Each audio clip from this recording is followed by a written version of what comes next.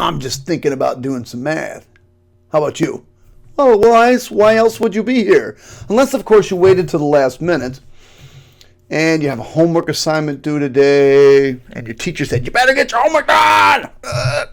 With an ugly face like that, and then your parents are behind you going, get your homework done! And you're going, I don't understand this! Mr. Krause is helping me! I'm not helping you cheat. So you didn't do your homework and you haven't tried it on your own. Try it on your own. Then come work on my videos, watch them, see if you can figure something out. Okay? If you can't, stay after school for help. This world has enough people saying the world's not fair to them. Boo-hoo, boo-hoo, boo-hoo. The world's not fair to me. Boo-hoo, boo-hoo. I'm tired of hearing it, whining around it. Right? I don't want to hear it anymore. What I want to hear is that you worked your butt off and you got a good grade. That's what I want to hear. So if you do get a good grade and you worked your butt off and you use my videos and they help, send me an email. If you want, send me $1 million. If you're one of those really rich kids and I really helped you out. If you're not, just kidding. I don't care. I'm doing this just for the love of math. Or vacation in the summer with a smile on my face. Hey guys, right now, no cheating. We're ready to rock and roll.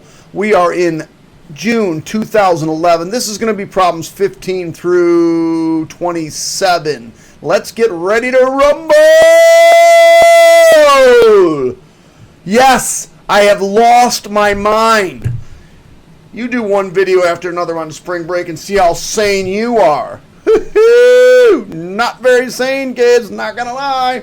All right, here we go. All right, so what this person decided to do is let's see if the person knows how to use their calculator to do that, and let's see if they even know what the 10,000s place is. Well, the good thing is they're all 4 here, so you should clearly not have a problem figuring out what the 10,000s place is. Oh yeah, lunch was delicious. So really all we got to do is bust a move. Oh yeah, we're busting a move over to our graphing calculator. I don't know why I changed colors. I need to go down here and find my calculator. Oh, there it is, calculator. And oh, all this crap from the last video. Let me get rid of it all. Enter. What we want to do is do the tangent. So we'll do tangent. Lost my mouse. Oh, that's cosine. That's not going to really help us out. Tangent of. Now I got to do 126 degrees. So in order to do that, I'm going to go hit this button right here and find this one. Hit it, enter. So 126 degrees, 43 minutes. Now notice this is grayed out because it's grayed out because it's optional. You don't have to put anything in there. Just leave it blank. There it is. Negative 1.3478.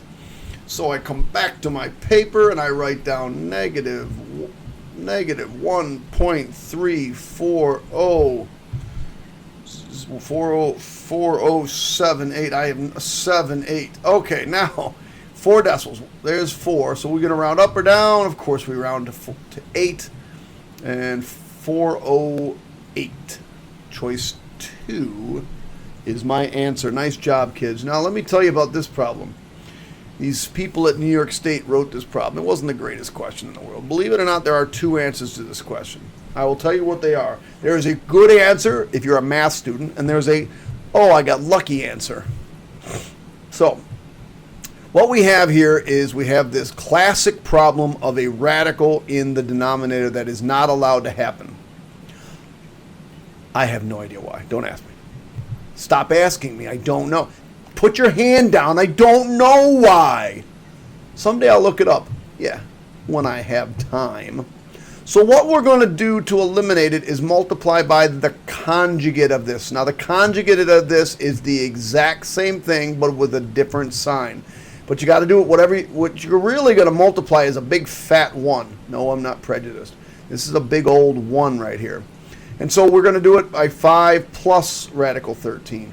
5 plus radical 13.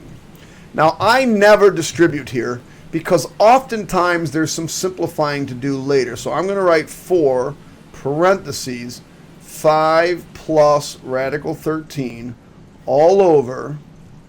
Now here we have to double distribute. So that gives me 25. Now the reason we multiply by the conjugates is because, let me give it a different color so you can see it. This 5 times this radical 3 gives me positive 5 radical 3. And this gives me negative 5 radical 3. Well, those cancel. Negative radical 13 times positive radical 13 is just negative 13. Sweet, almost done. This turns into just 12. That's why I didn't cancel things out before. It's just a 12. Well, wait a second. Doesn't 4 go into 12 3 times? Slow down, Krause. Not going to happen, bro. That's what the pause button's for. Hit rewind. Listen to me again. Hit rewind. Listen to me again. Oh, wait, no, you didn't hit rewind. So what I end up with is this over 3. 5 plus the square root of 13 over 3. It looks like choice 3 is my answer. This is the other answer they checked. If you have this answer that year, they would count it. You should not have picked that answer because you can't have radicals in the denominator. It should have been thrown out immediately. It's a bad answer. All right, here we go. Akeem. It's a cool name. Akeem. Like, he invests $25,000. Okay, Akeem. I could use some of that cash, kid. It pays 4.75%. Hey, guys, let's talk about this 4.75. You all know that's not what we're using, right? Let's talk about it right now. Let's get it out in the open. Bam. 4.75, 0.0475. If it's less than 10, it will always be 0.0 something, and then just tag on the rest of the numbers. Okay.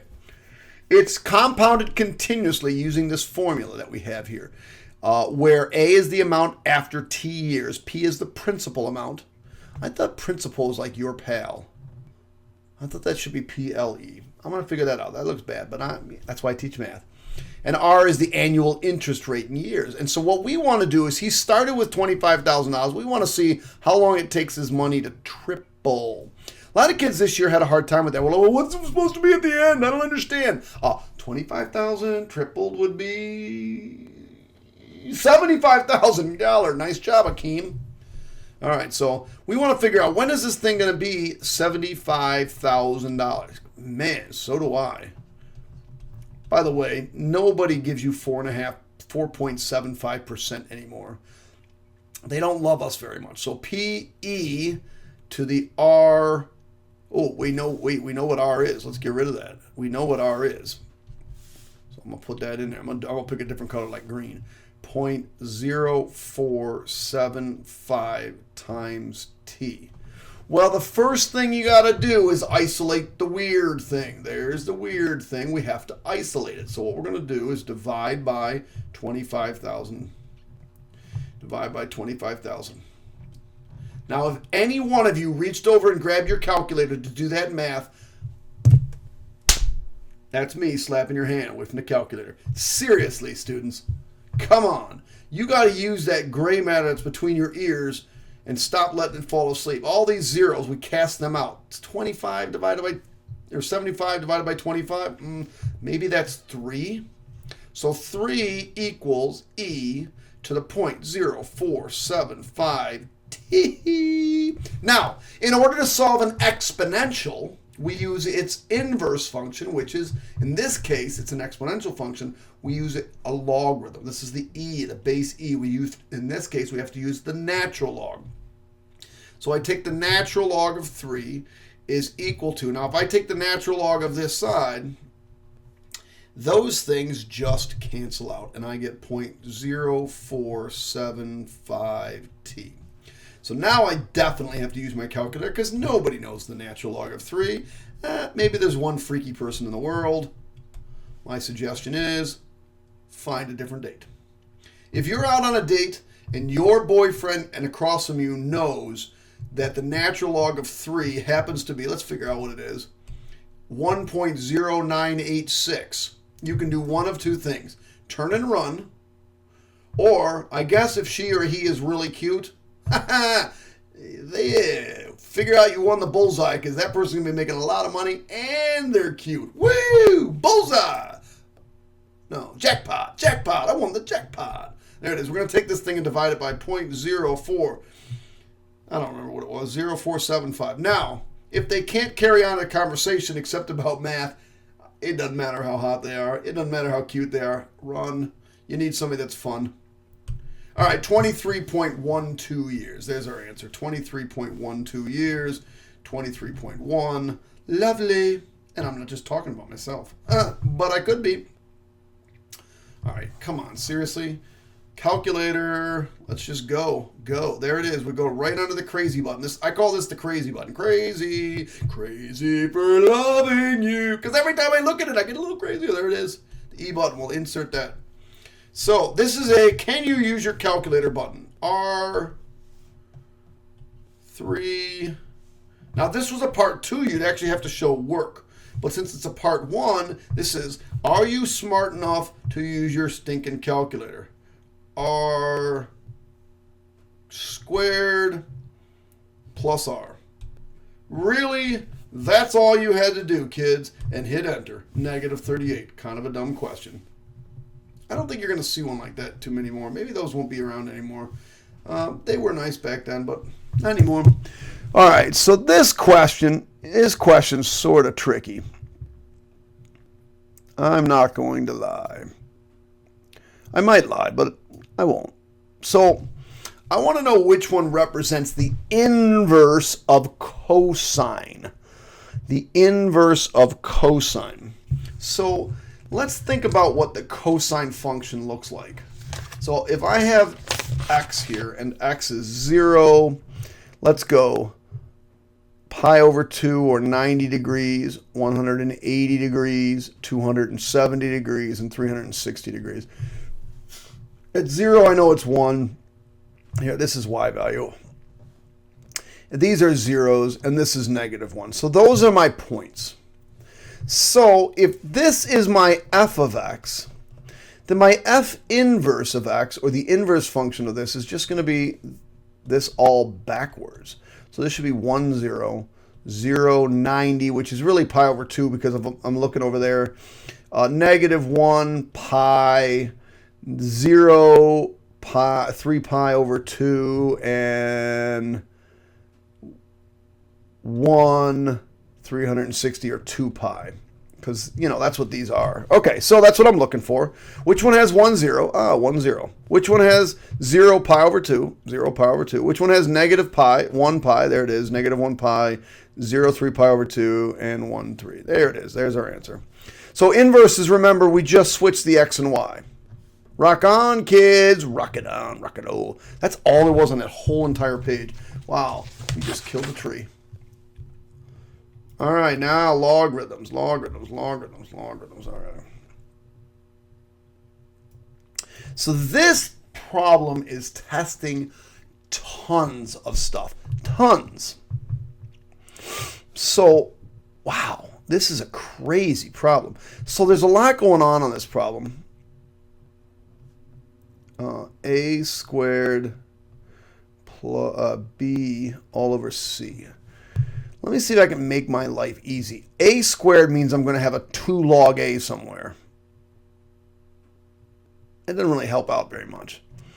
So what I want to remind myself is that when I have an exponent on the outside, that really means it was a 1/3 or a 1/2. You know, if you have a square root of x, that's x to the 1/2. If you have the 4th root of x, that's x to the 1/4. So in this case, it's whatever this stuff is to the 1/3 power. So a squared b all over c. Now if I'm going to take the log of this side, I don't know why I used a capital M. I'm going to take the log of this side. This exponent goes in front of the word log. So really what I'm going to have is 1/3 log.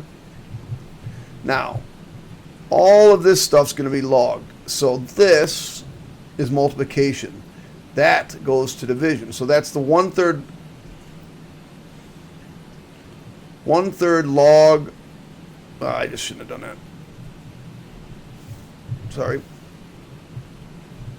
A squared plus, remember with multiplication, and then, well, the 1/3 gets multiplied by all this. Log of a squared, log of b, minus log of c. Well, this is really, now this exponent comes out front, so this becomes 2/3 log of a plus 1/3. Now I'm going to distribute 1/3 log of B minus 1/3 log of C.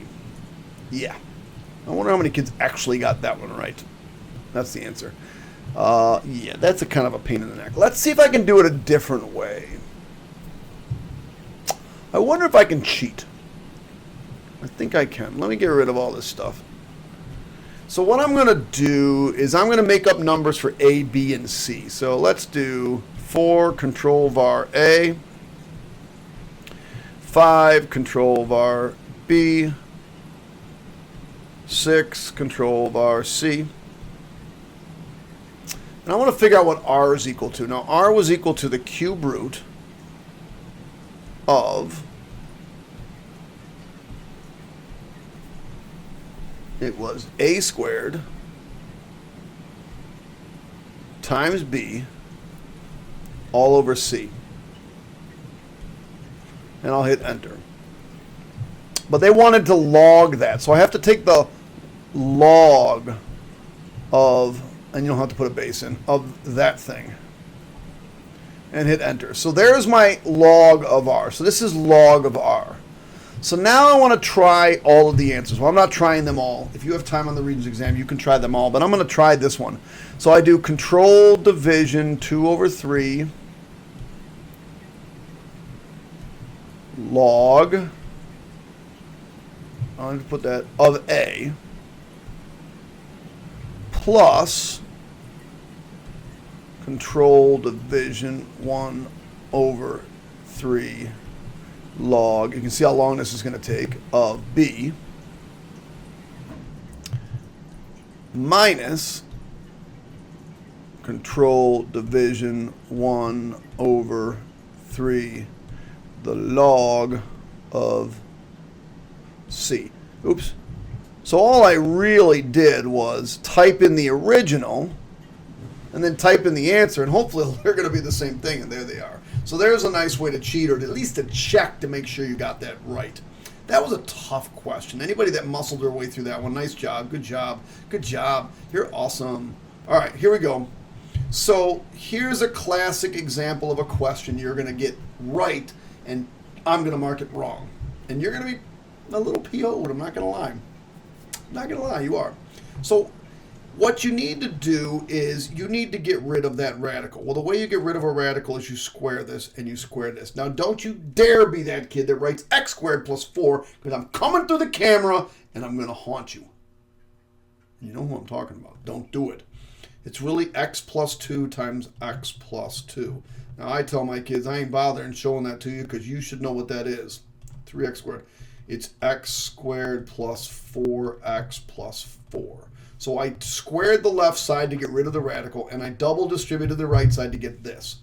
Now, I don't want my x squared to be positive, negative, so all of this is coming over. So I get 0 equals x squared plus x minus 12. Boom, boom, boom, boom, boom, boom, x and x. And I get positive 4 and negative 3. So my two answers are x equals negative 4 and x equals 3. And you will be like, woo! Yeah! Mr. Krause is awesome when he helped me out with my math. Yeah, gonna get 100. I didn't get 100. What do you mean I didn't get 100? You mean I got this problem wrong? Why did I get this problem wrong? You mean I have to check my answers? Why do I have to check my answers? Kids, seriously, this is probably a question you really should be just doing backwards anyway. That, by the way, is not the right answer. Let's check our answers. You got to plug it in and see if it works. Well, I'm just going to do this. You can do this on a calculator. I'm going to tell you if you plug in negative 4, right? First of all, think about it. If I take the square root of this, if I plug in negative 4 into that, I get 4. And the square root of 4 is 2. And if I take this and I put in negative 4, I get negative 2. It ain't working out. Here's the answer right here. Choice 3. That's the answer. Only 3 works. Done. Moving on. What is this? Brian correctly uses a method for completing the square to solve this problem. So why am I helping? Brian's first step was to rewrite it like that. He then added a number to both sides. Oh, Yeah, see, this guy was a jerk, whoever wrote this question. They just wanted to make your life miserable. So if you remember correctly, most of your teachers who are smarter than the person that wrote this problem, which is probably 90% of the time, told you never use completing the square when this is an odd because it will make your life miserable. Case in point, this problem. This guy decided to be a jerk. So if you remember correctly, the reason you don't want to do that is because the rules, not the rule, but the trick is, what we're going to do is we're going to take half of this and put it in here, and you get 7 over 2. But what goes in that line is half that, whatever that half thing is, squared. And it goes there, and it also goes over here as well, squared. So I just have to square this, and that's 49 over 4. Who would do completing the square on that problem other than the moron that wrote that question? Whoever wrote it, sorry, bro, I'm not a fan of yours. All right, kids, this one's not bad. So you have to remember one Pythagorean triple that's just paramount that you remember it. And that is that sine squared plus cosine squared equals 1. This one yields 2 other equations. It also yields, when I bring this one to this side, it gives me that cosine squared of theta. I should be writing thetas in here, or whatever, or x's, is equal to 1 minus sine squared theta. It also, if I want to, and I want to bring this over to the other side instead, I get sine squared theta is equal to 1 minus cosine squared theta. Well, okay, having said that then this problem becomes quite the joke. The numerator is just cosine squared plus sine squared. That's just 1. The denominator is 1 minus sine squared, and we just determined that 1 minus sine squared is cosine squared. So what I have here is 1 over cosine squared theta, which I know is secant squared theta. And that's my answer, secant squared theta. All right, what do we got here? The number of minutes students took to complete a quiz is summarized by the mean. Oh. All right, so here they're trying to mess with you. There are 4 45, 5 14s, 3 15s, 5 17s, 2 18s, 19. There's 10 19s and 1 20. So that's what you got to add up. That's the trick to this whole thing. Let me clear out of all this. Let me get all that added up. We're getting close. So what I want to do is I want to add all that stuff up. So I get 14 times 5 plus 15 times 3 plus 17 times 5 plus 18 times 2 plus 19 times 10. Yes, I would have put 190 there and 36 on the one before it.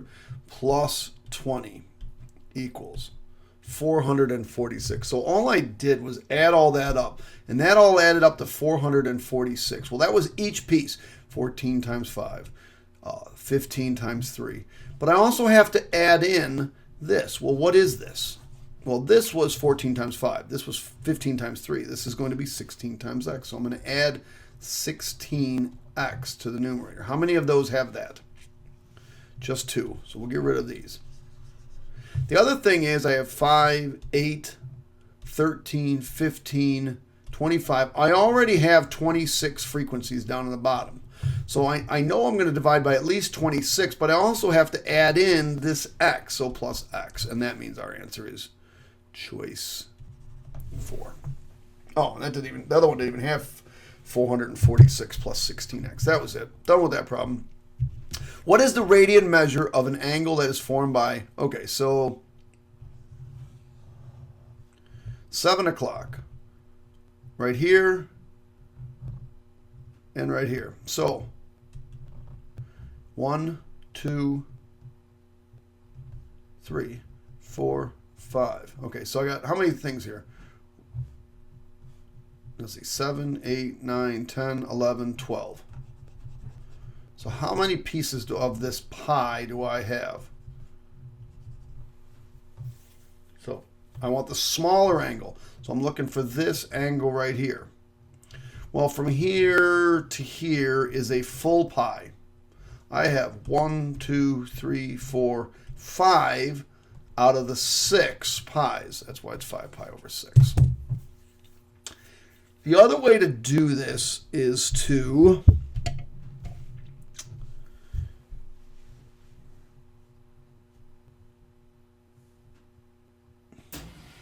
well, I guess I'm going to realize that this is 180 degrees. Now, the other way to do it is realize this is 180 degrees. And then I did 1, 2, 3, 4, 5 divided by, I don't know, if you divide it by 6, you get each one is 30 degrees. Divide by 6, you get each piece is 30 degrees. And I have 5 of them. So you multiply by 5, you get 150. And then to convert that from 150 degrees to radians, you have to multiply by pi over 180, which just gives you 5, 6 pi's. That's kind of a pain in the neck way to do it.